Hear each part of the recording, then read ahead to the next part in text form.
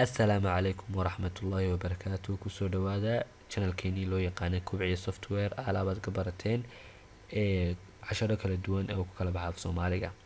عشر كان وعشر كيني كواد كسابسان برنامج لو يقانو SPSS. marka casharkan wuxuu ka hadlayaa featureska uu leeyahay barnaamijka loo yaqaano SPSS. dhinacayo barnaamijkii ayaanu u leexanaynaa. kusoo dhawaada asxaabay. dhinacayo barnaamijkii ayaanu soo furnay. marka uu barnaamijku uu sanadka ugu soo baxo waxa ugu muhiimsan in aad ogaatid muuqaalka ama featureska waxa looga jeedaa muuqaalka uu leeyahay.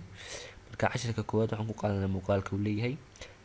intan sare waa boxeskii tool boxeskii xagga sare ku yaalay ama waa menu baa loo yaqaanaa. halkan waa faylkii, waa meesha new mid cusub laga soo furto SPSS kale iyo mid open ah iyo open database. waxaan oo dhan adigu waa faylkii. waxa ugu muhiimsan inaad ka baratid safeka sida loo save gareeyo si mid cusub loo soo furo iyo mid kii hore kugu jiray saad u soo furi lahayd. halkana waa edit oo waxay ka mid tahay meelaha copy iyo cut iyo paste ku taalo. intana waa view. waxaan wada arki doonaa qaybo fara badan.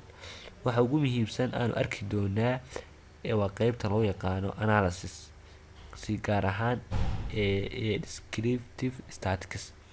waan arki doonaa descriptive statistics waxyaalo lagu analyze kareeyo. waxa ku analyze kareeyna only frequencies baa lagu analyze kareeyaa. hadda questionnaire-ka urusid frequency baad ku analyze kareynaysaa. kaasaan ugu muhiimsan naga khusaya casharadeenna. intaas horta waa muuqaalada sare. halkan haddaan sheetka usoo laxano xaggan ugu hooseysa haddaad aragtid halkan waxa ku qoran data view. waa shaashadan data view waa loo yaqaan. variable view baa jira ma haddaad ku dhufatin tan soo saaraya. marka koowaad waxaad samaynaysaa variable view waxa loo yaqaano ayaad daatada marka hore la gelgeliyaa. questionnaire-ka su-aalaha wax la geliyaa. questionnaire-ka markaad gelinaysid su-aalihiisa halkan la gelinayaa variable view. kadib waxaad isticmaalaysaa data view. marka variable view marka su-aalaha gelisid waxaad usoo laaxanaysaa data view. data view wuxuu ku saabsan yahay jawaabihii markaad questionnaire-kii qaybsay. dee tig baa lagu saaraya. hadeeda kale male iyo female tig baa lagu saaraya. waa saas oo kale. marka sida education-ka oo kale su-aasha ku dhaabsan level of education heerka waxbarasho aad gaadhay university iyo secondary. marka qofku su-aal buu kuu tigi gareynayaa. marka jawaabihii waxaasoo dhan kasoo baxay jawaabahoodii oo dhan waxaad gelinaysaa data view. markaa si practical ayaanu arki doonaa qaabka loo gelinayo variable-ka iyo qaabka loo gelinayo data view-ga marka su-aalihii lagaga soo jawaabo. marka ugu horeysa waxaa muhiima su-aalahaaga inaad variable-kaaga aad kusii guratid variable view-ga. shaashadan aad ku guranaysaa. shaashadan aad arkaysid name-ka, type-ka.